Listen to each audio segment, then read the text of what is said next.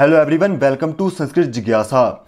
आज की वीडियो में हम संस्कृत व्याकरण में संस्कृत की विभिन्न परीक्षाओं की दृष्टि से वाच्य परिवर्तन से बनने वाले 50 महत्वपूर्ण प्रश्नों का अध्ययन करेंगे। और आप वीडियो के साथ लास्ट तक बने रहें। और अभी तक आपने हमारे चैनल को सब्सक्राइब नहीं किया है तो आप सब्सक्राइब जरूर करें। तो चलिए वीडियो को शुरू करते हैं। विद्यारंभं करिष्यामि सिद्धे भवतु मे सदा। आज का हमारा पहला प्रश्न है, वाक्य के कहने की विधि को संस्कृत में क्या कहते हैं। तो देखिए, वाक्य के कहने की विधि या वाक्य के कहने का तरीका या कथन की शैली को कहते हैं वाच्य। तो इसमें आपका ऑप्शन नंबर ए जो है इसका सही उत्तर आपका हो जाएगा। अगला प्रश्न है, वाच्य कितने प्रकार के होते हैं।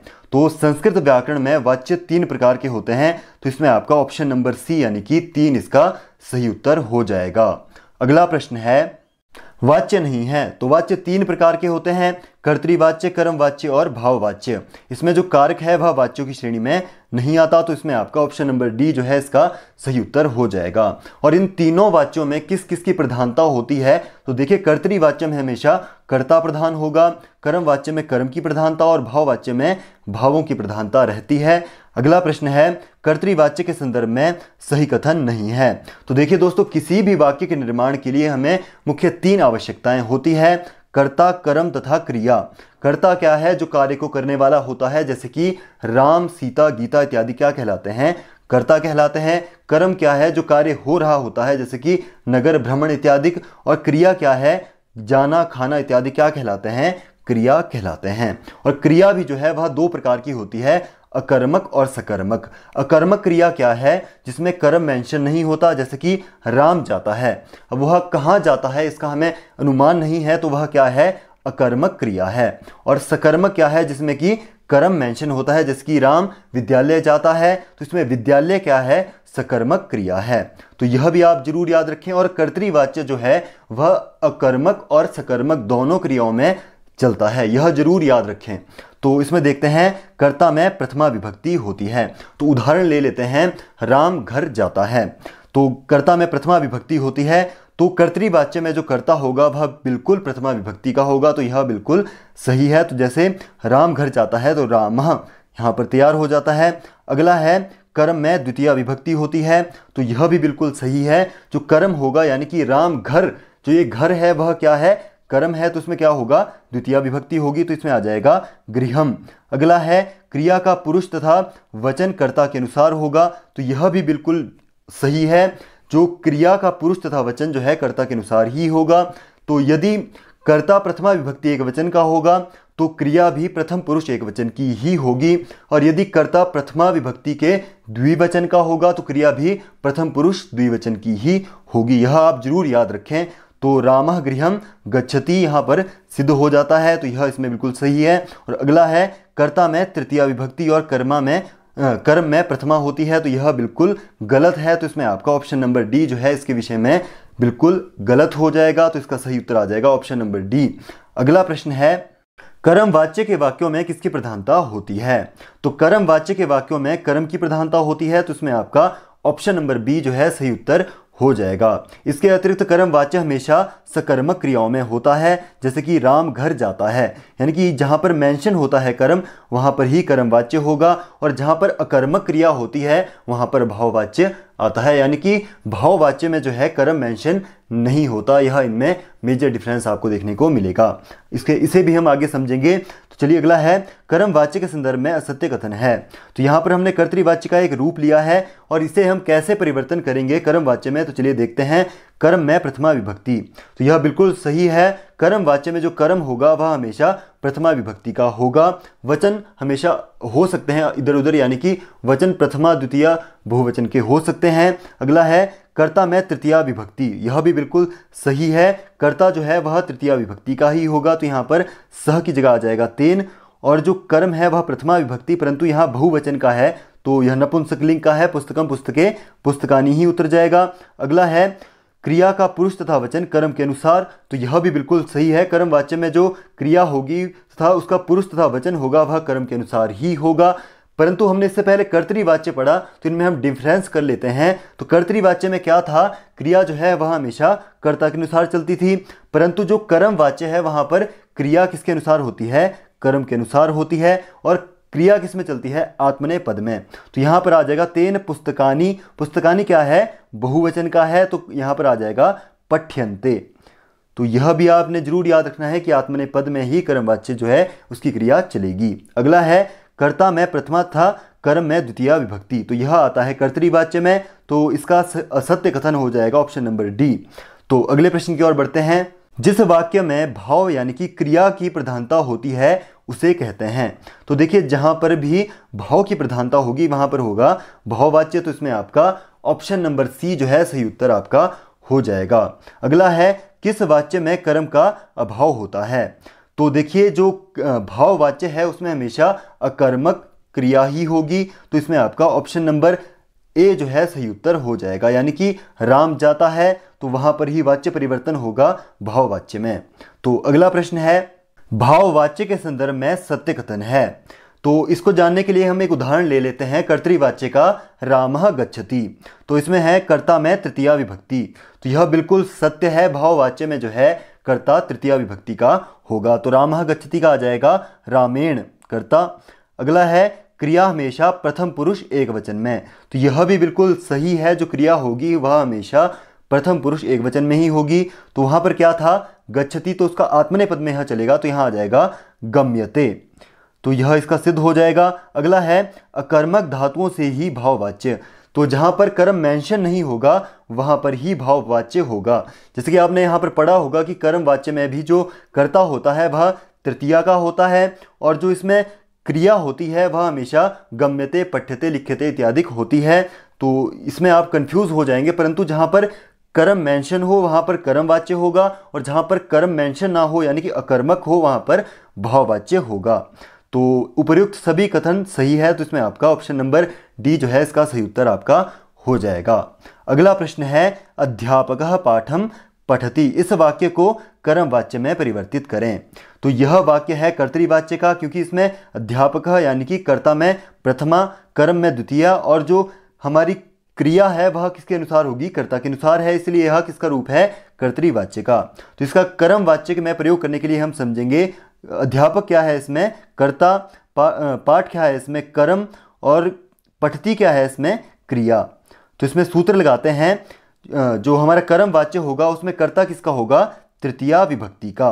तो यहाँ पर तृतीया किस में है, अध्यापकेन, अध्यापकेन। अगला है कर्म, तो कर्म किसका होगा, प्रथमा विभक्ति का।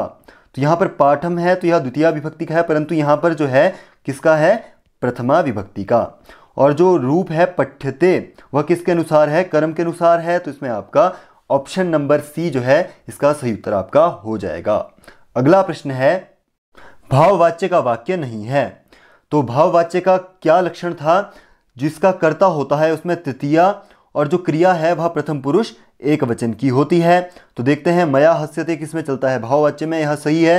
सीता गच्छति यह कर्तृवाच्य का है, तो इसमें आपका ऑप्शन नंबर बी जो है इसका सही उत्तर आपका हो जाएगा। तथा त्वया स्थीयते या ईश्वरेण भूयते यह भाववाच्य के ही वाक्य हैं। अगला है कर्म वाच्य का कथन नहीं है। तो कर्म वाच्य का फॉर्मूला क्या है, कर्ता में तृतीया विभक्ति, कर्म में प्रथमा विभक्ति, और क्रिया किसके अनुसार चलेगी, कर्म के अनुसार। तो यह इसका फॉर्मूला आप रट लें। तो देखते हैं मया पत्रम लिख्यते, तो यह बिल्कुल सही है। यहाँ पर जो क्रिया है यानी कि कर्ता है जो वह किसका है, तृतीया विभक्ति का, और जो कर्म है वह किसका है, वह प्रथमा विभक्ति का है, क्योंकि जो पत्र है वह एक नपुंसकलिंग शब्द है, पत्रम पत्रे पत्राणि। अगला है लिख्यते, तो यह किसके अनुसार है, कर्म के अनुसार, तो यह बिल्कुल सही है। अहम रामायणम पठामि, तो यह किसका है, कर्तृवाच्य का। यहाँ पर हुआ क्या है, जो यहाँ पर अहम पद है यानी कि कर्ता है वह क्या है, प्रथमा विभक्ति का है। रामायणम यानी कि कर्म जो है वह द्वितीय विभक्ति की है, और जो यहाँ क्रिया है वह किसके अनुसार है, कर्ता के अनुसार। तो इसमें आपका ऑप्शन नंबर बी जो है इस प्रश्न का सही उत्तर हो जाएगा। अगला है त्वया विद्यालयः गम्यते, यह भी बिल्कुल सही है। अगला है बालकेन पुस्तकम पठ्यते, तो यह भी बिल्कुल सही है। अगला प्रश्न है सही मिलान नहीं है। तो कर्तृवाच्य का फॉर्मूला क्या था, जिसमें कर्ता है वह किसका होगा, प्रथमा विभक्ति का, क्रिया कर्म जो है वह द्वितीय विभक्ति की, और जो क्रिया होगी वह किसके अनुसार होगी, कर्ता के अनुसार। तो यह भी आपने जरूर याद रखना है। और कर्म वाच्य में क्या चलता है, इसमें जो कर्ता है वह किसका होगा, तृतीया विभक्ति का। अगला है जो कर्म आता है वह किस में होगा, प्रथमा विभक्ति का। और क्रिया किसके अनुसार चलेगी, कर्म के अनुसार। तो देखते हैं, सह ग्रामम गच्छति, इसका क्या हुआ है, तेन ग्रामः गम्यते, यह बिल्कुल सही है। अगला है बालकः पत्रम लिखति, इसका हो गया बालकेन पत्रम लिख्यते, यह भी बिल्कुल सही है। सा कथाम शृणोति, इसका आ गया तेन कथा श्रूयते, यह भी बिल्कुल सही है। अगला है गायकः गीतम गायति, इसका आ गया गायकैहि गीतम गायते, तो यह बिल्कुल गलत है। यहाँ पर आना था गायकेन गीतः गायते। तो इसमें आपका ऑप्शन नंबर डी जो है इस प्रश्न का सही उत्तर आपका हो जाएगा। अगला प्रश्न है, असत्य कथन छांटिए। तो कर्तृवाच्य का परिवर्तन करना है भाववाच्य में। तो चलिए देखते हैं, कर्तृवाच्य का हमें पता है छात्रः क्रीडति। तो भाववाच्य में क्या होता है, जो कर्ता है वह किस में आ जाता है, तृतीया विभक्ति में। और जो क्रिया होगी वह आत्मनेपद में होगी और किस में होगी, प्रथम पुरुष एक वचन में ही रहेगी। तो देखते हैं, छात्रः क्रीडति का चल पड़ा छात्रेण क्रीड्यते। अगला आया ईश्वरः अस्ति, इसका आ गया ईश्वरेण भूयते, यह भी सही है। अगला है बालकः तिष्ठति, इसका आ गया बालकेन स्थीयते, यह भी सही है। त्वम पठसि, इसका आया त्वया पठ्यसे, यह बिल्कुल गलत है, यहाँ पर आना था त्वया पठ्यते। तो इसमें आपका ऑप्शन नंबर डी जो है इसमें जो है बिल्कुल असत्य है। तो इसमें आपका ऑप्शन नंबर डी जो है इस प्रश्न का सही उत्तर आपका हो जाएगा। अगला प्रश्न है, मया चंद्रः दृश्यते, वाच्य परिवर्तन करें। तो यह किस वाच्य का है, पहले तो यहाँ पर सकर्मक है तो यह भाववाच्य में नहीं चलेगा। तो देखते हैं, मया किस में आया, तृतीया में। चंद्र किस में है, प्रथमा में। और दृश्यते यानी कि यह किसके अनुसार चली है, यह कर्म के अनुसार इसमें क्रिया है। तो यह कर्म वाच्य का रूप है। वाच्य परिवर्तन देखते हैं, अहम चंद्रम दृश्यते, यह बिल्कुल गलत है। अहम चंद्रः पश्यामि, यह भी गलत है। मया चंद्रम पश्यति, यह भी गलत है। तो यहाँ पर कर्तृवाच्य में क्या आ गया, अहम चंद्रम पश्यामि। यहाँ पर हुआ है जो इसमें कर्ता है वह किस में चलेगा, प्रथमा में। और जो कर्म है वह किस में आएगा, द्वितीया में। और जो इसमें क्रिया होगी वह किसके अनुसार होगी, कर्ता के अनुसार। तो इसमें आपका ऑप्शन नंबर डी जो है इसमें प्रश्न आपका सही उत्तर हो जाएगा। अगला प्रश्न है, त्वया विद्यालयः गम्यते, किस वाच्य का कथन है। तो यहाँ पर क्या हुआ है, यहाँ पर जो कर्ता है वह किस में है, तृतीया में। और जो कर्म है वह किस में है, प्रथमा में। और जो यहाँ पर क्रिया हुई है वह किसके अनुसार है, कर्म के अनुसार। तो यह यहाँ पर है कर्म वाच्य। तो इसमें आपका ऑप्शन नंबर ए जो है इसमें आपका सही उत्तर हो जाएगा। अगला प्रश्न है, असत्य युग्म है। तो यहाँ पर देखिए, कर्तृवाच्य का परिवर्तन करना है कर्म वाच्य में। तो चलिए सबसे पहले फॉर्मूला लिख लेते हैं। कर्तृवाच्य में जो कर्ता होता है वह प्रथमा, और जो कर्म होता है वह द्वितीया, और जो इसमें जो क्रिया होती है वह कर्ता के अनुसार। और कर्म वाच्य में क्या होता है, देख लेते हैं। इसमें जो कर्ता होता है वह आता है तृतीया का, और जो कर्म है वह प्रथमा का, और जो इसमें क्रिया चलती है वह किसके अनुसार चलती है, कर्म के अनुसार। तो चलिए देखते हैं, रामः वेदम पठति, इसका आ गया रामेण वेदः पठ्यते, यह बिल्कुल सही है, इसमें लक्षण घट रहा है। अगला है, रमेशः सुरेशः ग्रामम गच्छति, तो इसका आ गया सुरेशेण ग्रामः गम्यते, यह बिल्कुल सही है। अगला है, सह विद्यालयम गच्छति, इसका आ गया तेन विद्यालयः गम्यते, यह बिल्कुल सही है। अगला है, अहम गीताम पठामि, तो इसका आ गया मया गीता पठ्ये, तो यह यहाँ पर गलत है, पठ्यते यहाँ पर आना था। तो इसमें आपका ऑप्शन नंबर डी जो है इस प्रश्न का सही उत्तर हो जाएगा। अगला प्रश्न है, मयूरैः नृत्यते का वाच्य परिवर्तन है। तो देखिए, मयूरैः नृत्यते सबसे पहले किस वाच्य का है, तो यहाँ पर कर्ता किसका है, तृतीया विभक्ति का। और जो यहाँ पर क्रिया है वह क्या है, प्रथम पुरुष एक वचन की है। तो यहाँ किस में चला है, भाववाच्य में, क्योंकि जो भाववाच्य है वह हमेशा अकर्मक में होगा, क्योंकि यहाँ पर कर्म मेंशन नहीं किया गया है। तो देखते हैं, इसका जो हम प्रयोग करेंगे किसमें, कर्तृवाच्य में, क्योंकि यह कर्म वाच्य में नहीं चलेगा। तो चलिए देखते हैं, इसका हो जाएगा मयूराः नृत्यन्ति। तो इसमें आपका ऑप्शन नंबर बी जो है इसमें आपका सही उत्तर हो जाएगा। अगला प्रश्न है, अहम रोदिमि का वाच्य परिवर्तन है। तो यह वाच्य है कर्तृवाच्य का, और इसमें जो है इसमें भी कर्म मेंशन नहीं किया गया है, यानी कि यह अकर्मक है, और इसका परिवर्तन किसमें होगा, भाववाच्य में। तो चलिए देखते हैं, इसका रूप बनेगा मया रुद्यते। तो इसमें आपका ऑप्शन नंबर बी जो है इसमें आपका सही उत्तर हो जाएगा। अगला प्रश्न है, भाववाच्य का कथन नहीं है। तो भाववाच्य का फॉर्मूला है, कर्ता में तृतीया, और जो इसका क्रिया है उसमें होगा प्रथम पुरुष का एक वचन। तो चलिए देखते हैं, तेन हस्यते, यह बिल्कुल सही है। अगला है बालकेन स्थीयते, यह भी सही है। छात्रेण क्रीड्यते, यह भी सही है।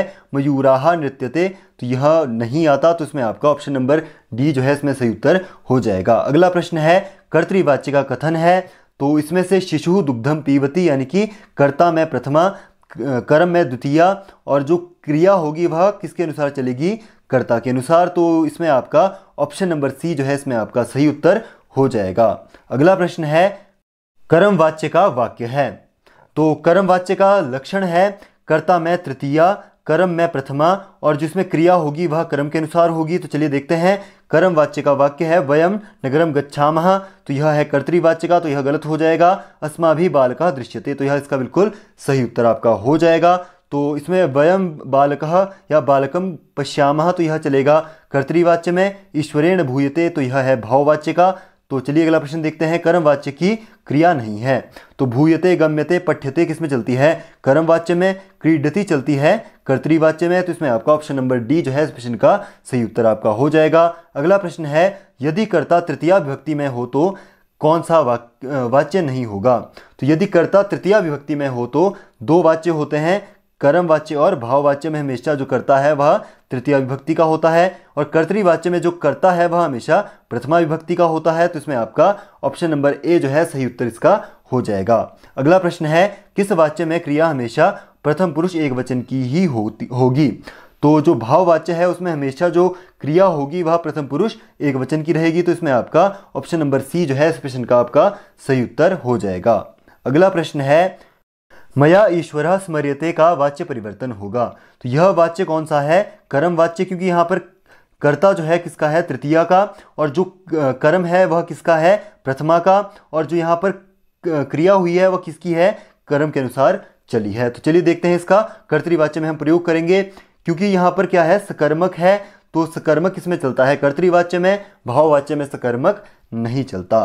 तो इसका हो जाएगा अहम ईश्वरम स्मरामी, तो इसमें आपका ऑप्शन नंबर सी जो है इसमें आपका बिल्कुल सही उत्तर आपका हो जाएगा। अगला प्रश्न है कृषकः जलम पीबती का कर्मवाच्य होगा। तो यहाँ जलम क्या है, नपुंसकलिंग, तो यहाँ पर आ जाएगा कृष्णकेन जलम पीयते, तो इसमें आपका ऑप्शन नंबर बी जो है इस प्रश्न का आपका सही उत्तर हो जाएगा। अगला प्रश्न है त्वम ईश्वरम पश्यसि का वाच्य परिवर्तन करें। तो यह वाच्य है कर्तृवाच्य, और क्योंकि इसका जो परिवर्तन होगा किसमें होगा, कर्म वाच्य में, क्योंकि यहाँ पर क्या किया गया है, कर्म मेंशन है। तो चलिए देखते हैं, तो या ईश्वरः दृश्यते यहाँ का कर्म वाच्य हो जाएगा। तो इसमें आपका ऑप्शन नंबर ए जो है सही उत्तर आपका हो जाएगा। अगला प्रश्न है बालकेन धनम दीयते का कर्तृवाच्य होगा। तो यह किसका है, कर्म वाच्य का, तो इसका जो है कर्तृवाच्य हो जाएगा बालकः धनम ददाति। तो इसमें आपका ऑप्शन नंबर बी जो है इसमें आपका बिल्कुल सही उत्तर हो जाएगा। अगला प्रश्न है निम्नलिखित में कर्मवाच्य है।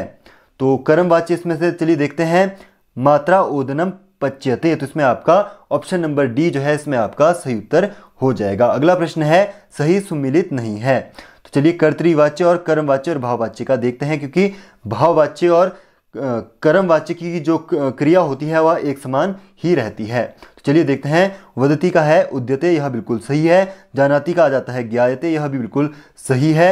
वपति का आ जाता है उप्यते, यह भी बिल्कुल सही है। वसति का वस्यते, तो यह गलत है, क्योंकि वसति का आता है वसते, इसमें क्रिया चलती है। तो इसमें आपका ऑप्शन नंबर डी जो है इसका बिल्कुल सही उत्तर आपका हो जाएगा। अगला प्रश्न है कर्मवाच्य और भाववाच्य के कर्ता में कौन सी विभक्ति होती है। तो आपको पता है कर्मवाच्य और भाववाच्य के कर्ता में तृतीया विभक्ति होती है। तो इसमें आपका ऑप्शन नंबर सी जो है इसका सही उत्तर आपका हो जाएगा। अगला प्रश्न है कर्तृवाच्य में कर्म किस विभक्ति में होता है। तो कर्म जो कर्तृवाच्य है उसमें कर्म होता है द्वितीया विभक्ति का। तो इसमें आपका ऑप्शन नंबर बी जो है इसका सही उत्तर आपका हो जाएगा। अगला प्रश्न है कर्तृवाच्य में क्रिया होती है। तो कर्तृवाच्य में जो क्रिया होती है वह किसके अनुसार होती है, कर्ता के अनुसार। तो इसमें आपका ऑप्शन नंबर ए जो है इसका सही उत्तर आपका हो जाएगा। अगला प्रश्न है कर्मवाच्य में क्रिया होती है। तो कर्मवाच्य में कर्म के अनुसार क्रिया होती है। तो इसमें आपका ऑप्शन नंबर बी यानी कि कर्मानुसारिणी इसका सही उत्तर आपका हो जाएगा। अगला प्रश्न है कर्मवाच्य में कर्म किस विभक्ति का होता है। तो कर्मवाच्य में जो कर्म होता है वह हमेशा प्रथमा विभक्ति का होता है। तो इसमें आपका ऑप्शन नंबर ए जो है इसमें आपका बिल्कुल सही उत्तर हो जाएगा। अगला प्रश्न है भाववाच्य में कर्म किस विभक्ति में होता है? तो भाववाच्य आपको पता है अकर्मक होते हैं, यानी कि वहां पर कर्म का अभाव होता है, इसलिए इसमें आपका ऑप्शन नंबर डी यानी कि अभाव होता है, इसका सही उत्तर हो जाएगा। अगला प्रश्न है कर्तृवाच्य में कर्ता होता है। तो कर्तृवाच्य में कर्ता हमेशा प्रथमा में होता है, तो इसमें आपका ऑप्शन नंबर ए जो है इसका बिल्कुल आपका सही उत्तर हो जाएगा। अगला प्रश्न है भाववाच्य में क्रिया होती है। तो भाववाच्य में क्रिया होती है यक प्रत्यांत प्रथम पुरुष एक वचन में, यानी कि प्रथम पुरुष एक वचन में होती है, तो इसमें आपका ऑप्शन नंबर सी जो है इसका बिल्कुल सही उत्तर आपका हो जाएगा। अगला प्रश्न है कर्मवाच्य संभव है। तो कर्मवाच्य हमेशा होता है केवल सकर्मक में, यानी कि ऑप्शन नंबर बी जो है इसका आपका राइट आंसर हो जाएगा। अगला प्रश्न है किस वाच्य में क्रिया कर्म के अनुसार चलती है? तो कर्म वाच्य में जो क्रिया है वह किसके अनुसार चलेगी? कर्म के अनुसार, यानी कि ऑप्शन नंबर सी जो है इसमें आपका बिल्कुल सही उत्तर आपका हो जाएगा। अगला प्रश्न है बालकेन ग्रंथा दृश्यते, यह वाक्य है। तो यह वाक्य है कर्म वाच्य का, तो इसमें आपका ऑप्शन नंबर बी जो है सही उत्तर हो जाएगा। अगला प्रश्न है भाववाच्य की क्रिया है। तो इसमें भाववाच्य की क्रिया है हस्यते, तो इसमें आपका ऑप्शन नंबर डी जो है सही उत्तर हो जाएगा। करोति पठति हस्ति यह है कर्तृवाच्य की क्रियाएं। तो चलिए अगला प्रश्न देखते हैं भाववाच्य का वाक्य नहीं है।